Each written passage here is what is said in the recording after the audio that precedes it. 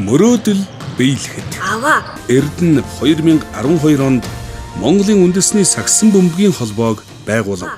Надад өвөөгийн талаар яриад өгөөч. Би чамд нэг түүх ярьж өгье. Өвөө нь Монголын сагсан бөмбөгийн ууган маструудын нэг Содон Зундуй гэдэг хүн байсан юм.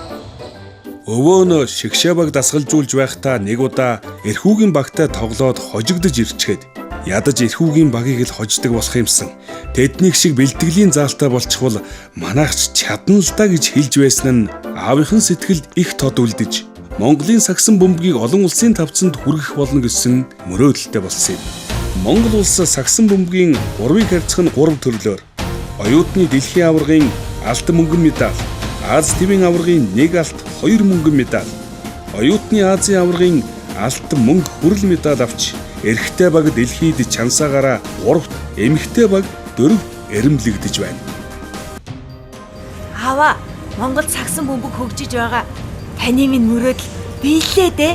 Та манай залуусыг харсан ч болоосай даа. Содном Зундуй нэрмжит Олимп спорт цогцлборыг байгуулав.